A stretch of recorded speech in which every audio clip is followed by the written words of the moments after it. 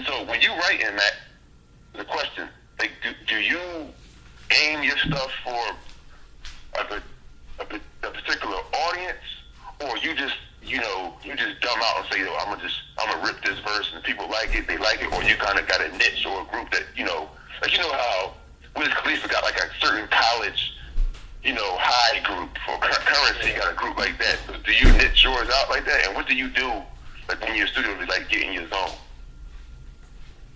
I really don't niche it out. And that's probably why, like, I have a good support group. They support everything I do. I have people that come out to my shows and stuff. And, I don't have a niche of people. And when I'm in to get in my zone, I just have to have the music really loud. Like, if I don't feel a beat, I won't get on it. I won't get on the beat just because it's hot. I will be like, oh, that's a nice beat, but I won't rap on it, Like, right. It's like people, it's a show. Like, it's pure entertainment now.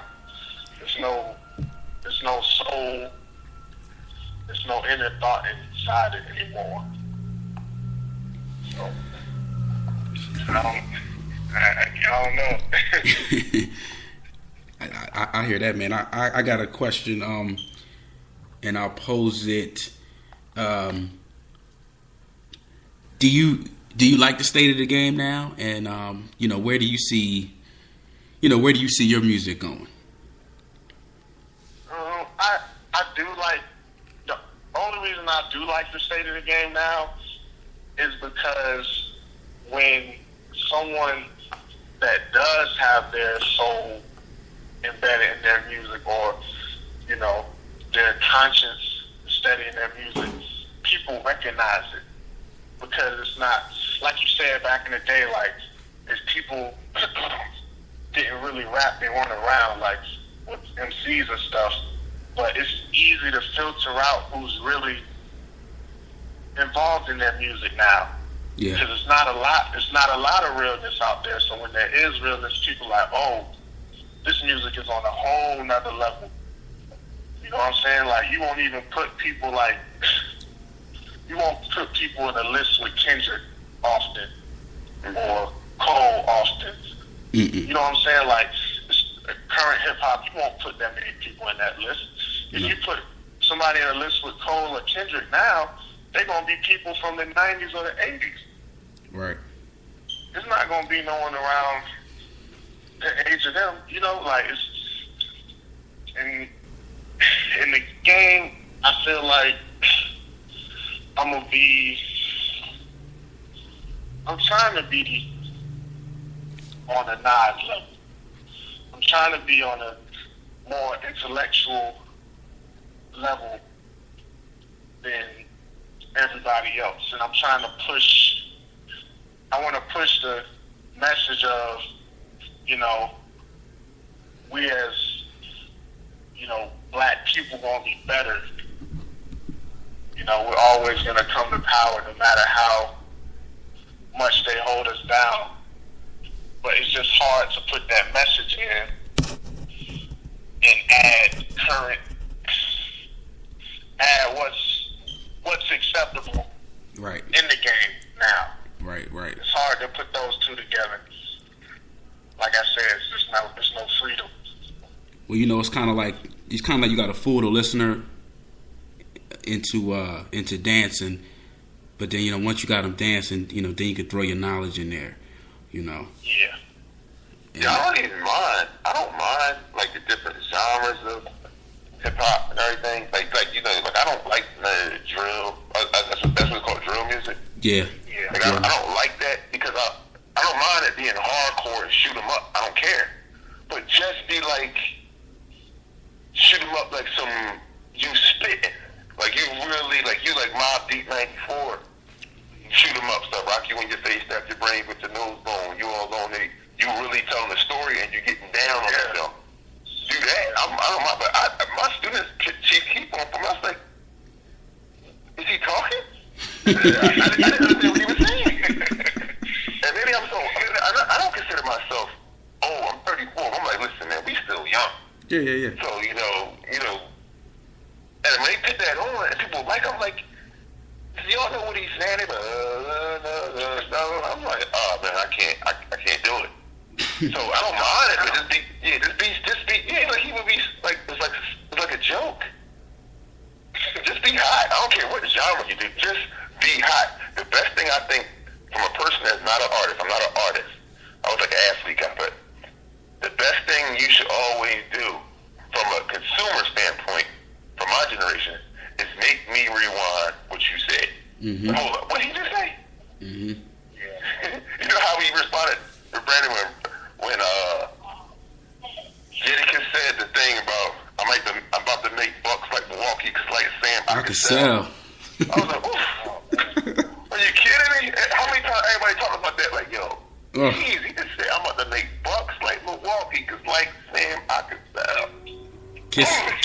Kiss had about 100 of those, man. Oh my goodness. Oh. You couldn't even get to the next verse. You gotta hold up and say the part again. Right.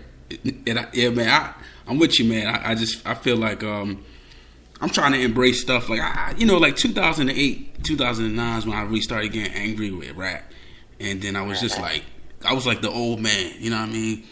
But like now I'm kind of more at a place where, you know what? Hey, I've accepted that I'm not going to be able to find what I want on the radio.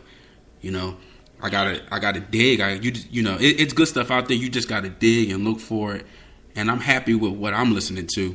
But it's just that I've come to grips that, those days are gone where I could just get in the car and press power and I'm good.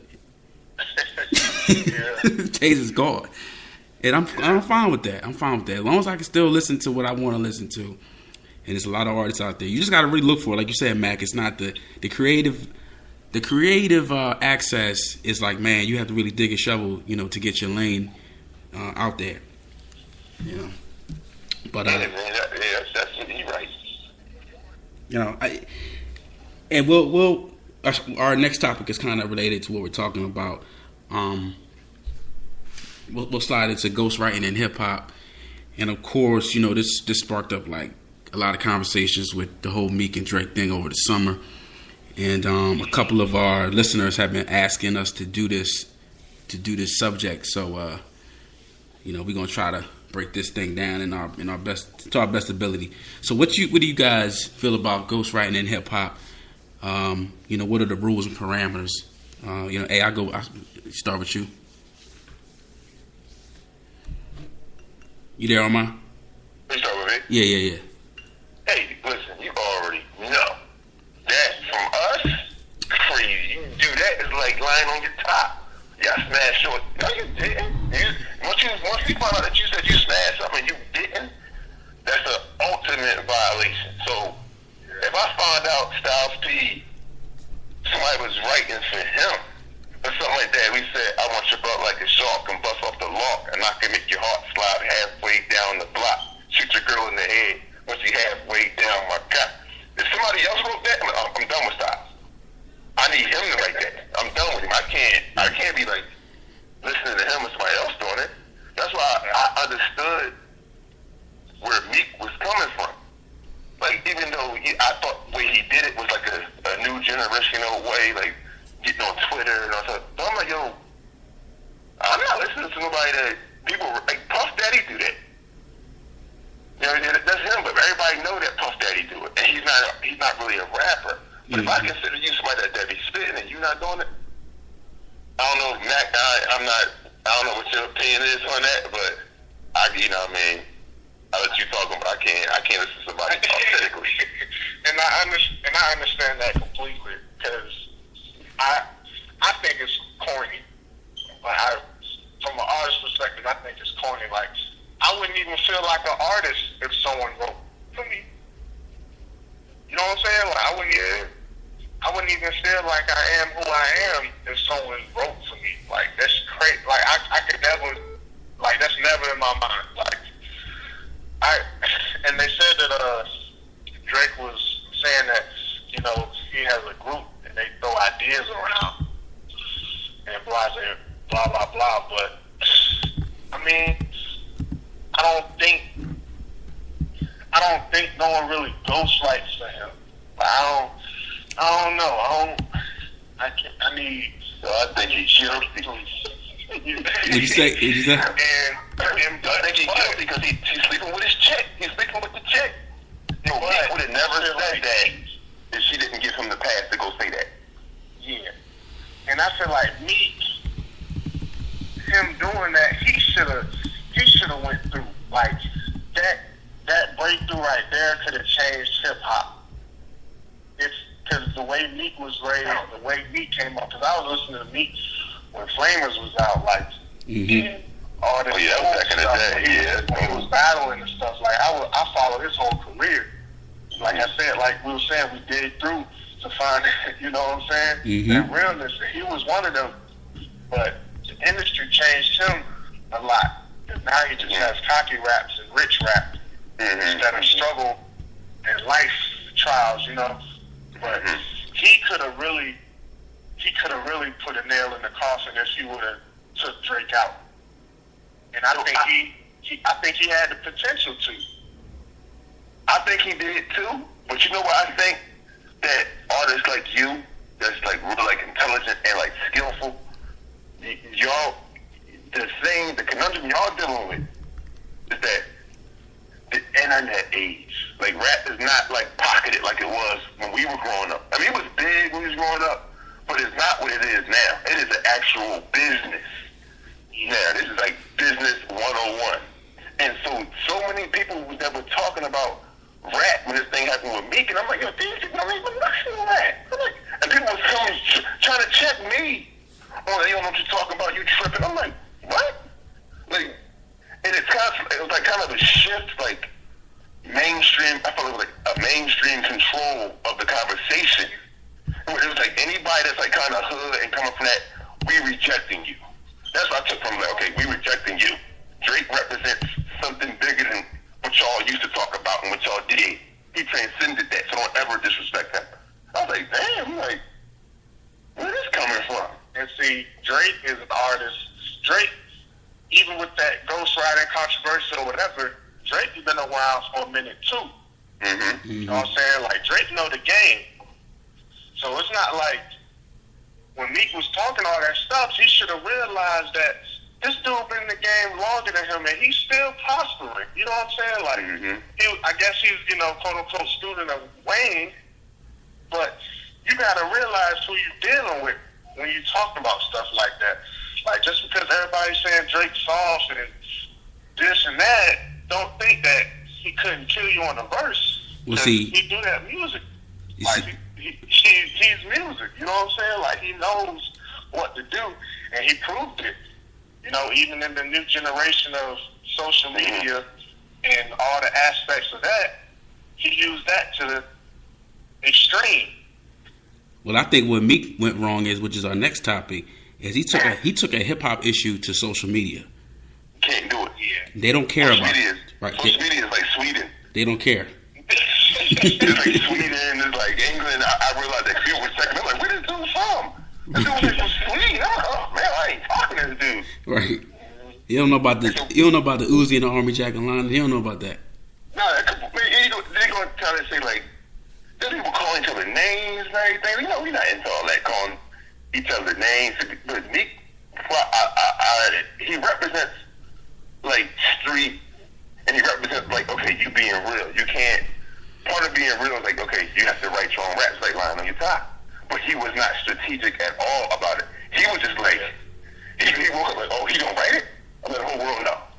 When Jay-Z did Drake, it was like, sorry, Mr. Jay-Z spoke so much art talk. When he was talking about him, it was like smooth. He was talking about the business. He was talking about, but he dissed him, clearly dissed him. And Drake didn't really, Drake came back, was like indirect.